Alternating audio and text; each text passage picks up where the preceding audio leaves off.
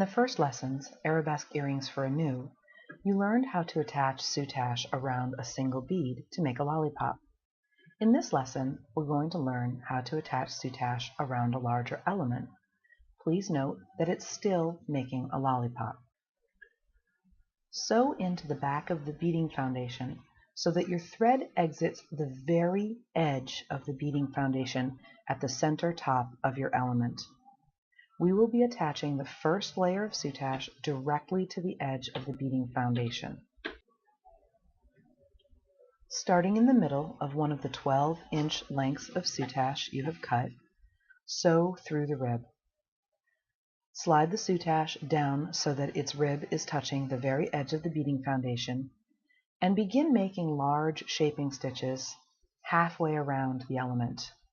Note that each time you sew into the soutache, you are also sewing into the edge of the beading foundation and out the back, and each time you sew into the back of the beading foundation, you are sewing out the edge and through the rib of the soutache. Note that these stitches should be quite large. You should be able to get to the center bottom of the element in 7 to 9 stitches. Be careful not to go past the true center bottom. In fact, it's better to stop a little short of the center bottom.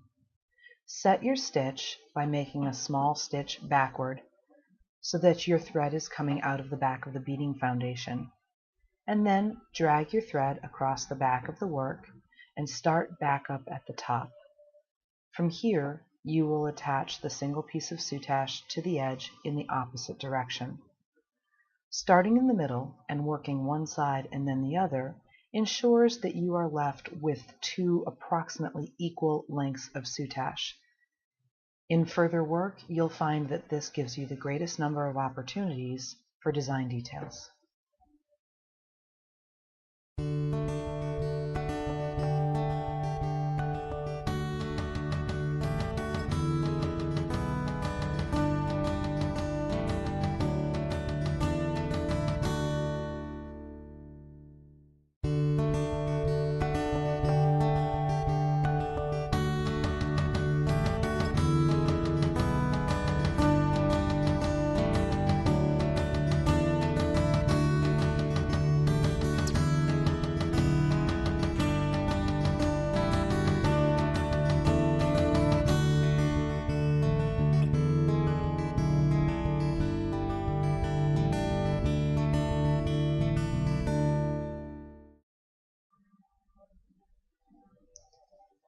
When you get to the center bottom, make any minor adjustments to ensure that your 2 pieces are meeting at the true center bottom, and then sew your 2 strands of braid together.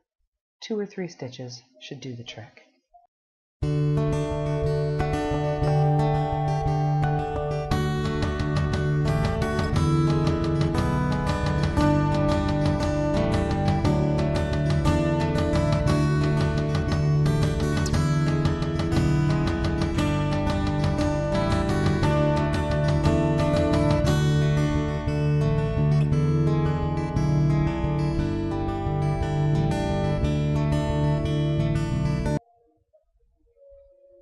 After the 2 strands are joined, sew into the back of the beading foundation again, and go up to the center top of the element once again.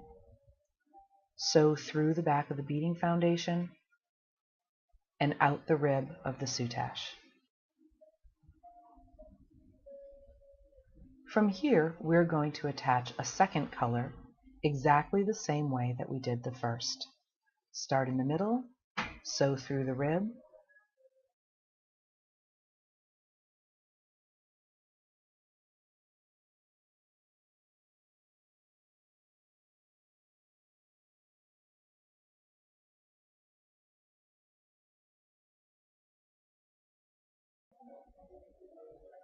and use long shaping stitches to attach the braid, first around one side and then around the other.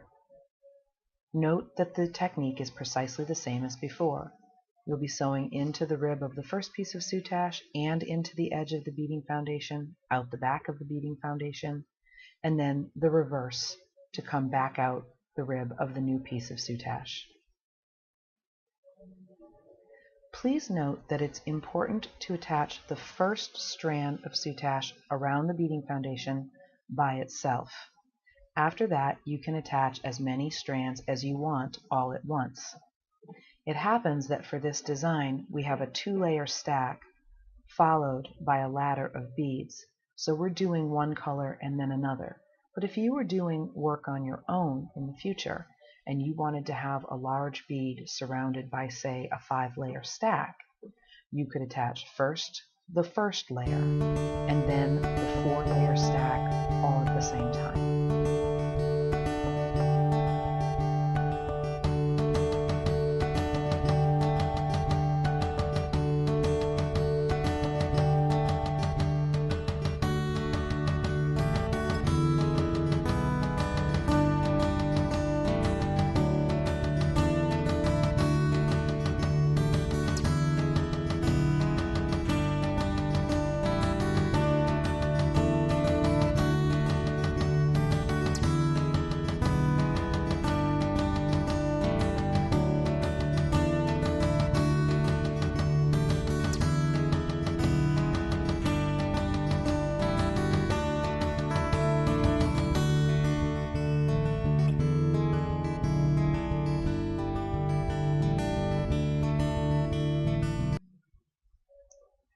Return once more to the center top of the element, sewing through the beading foundation and out the rib of the stack, and pick up a single size 8 seed bead. You can now attach your remaining 3-layer stack. Do keep your metallic between the 2 colors, and sew through the middle of the stack at the rib. Begin making a parallel ladder of size 8 seed beads between the 3-layer stack and the 2-layer stack. Take time with each stitch to make sure that you're not crowding your beads. It's better to have a tiny breath of airspace between each pair of beads than it is to have them crowded too closely. If you crowd your beads too closely together, one will go forward in the work and one will go back. We call this ruffling, and it's not very attractive.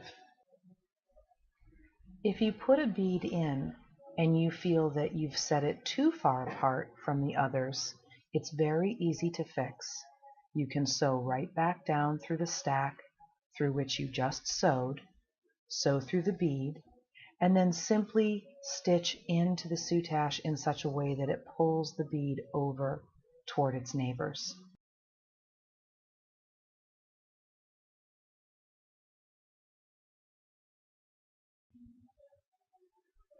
Continue making the ladder halfway around the element.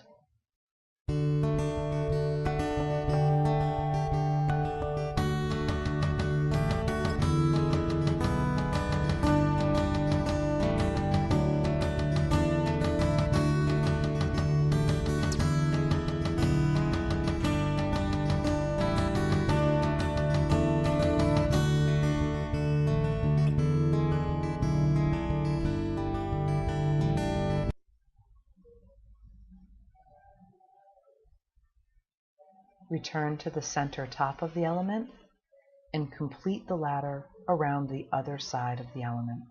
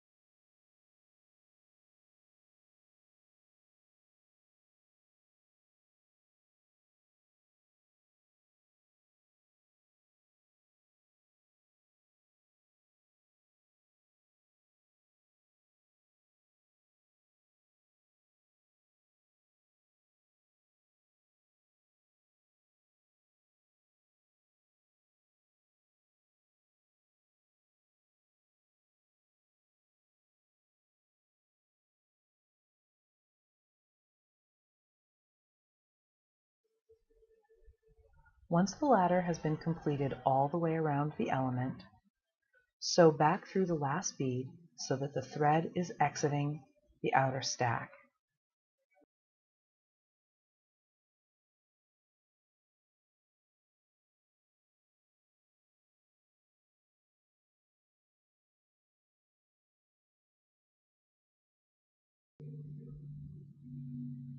Sew the large stack together just below the join. 2 or 3 stitches should get the job done.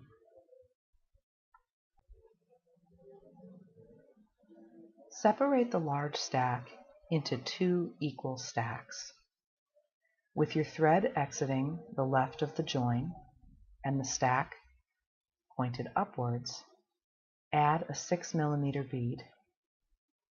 Sew through the stack and begin the process of ending a stack.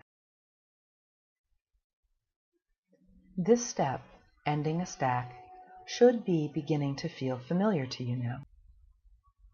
Remember the mnemonic device: wrap, tack, whip, and snip. Here we're wrapping the stack around the bead using the shaping stitches.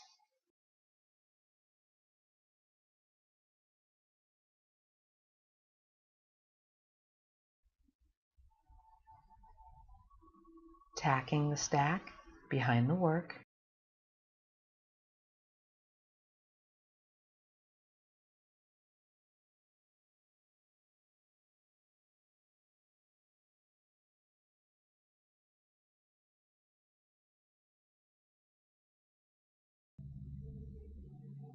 Whip stitching around the working stack.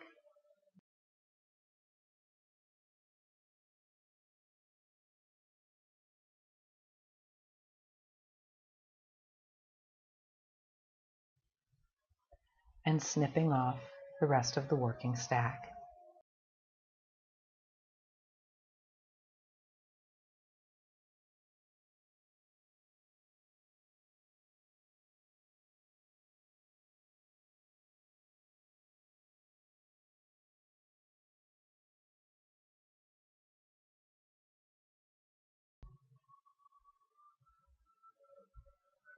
Trace a path from the beading foundation through the last bead on the other side of the ladder and the outer stack, and create a mirror using another 6 millimeter bead and ending the stack around it. Wrap, tack, whip, and snip.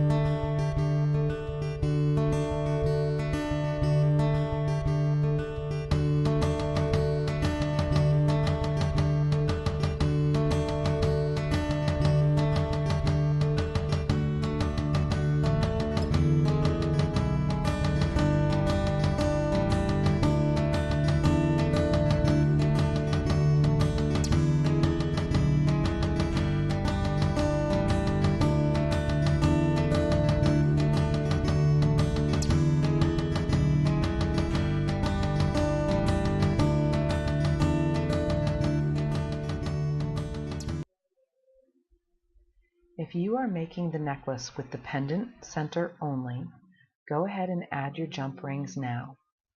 These can be positioned at either 11 o'clock and 1 o'clock or 10 o'clock and 2 o'clock, depending on how wide you want your necklace chains to sit.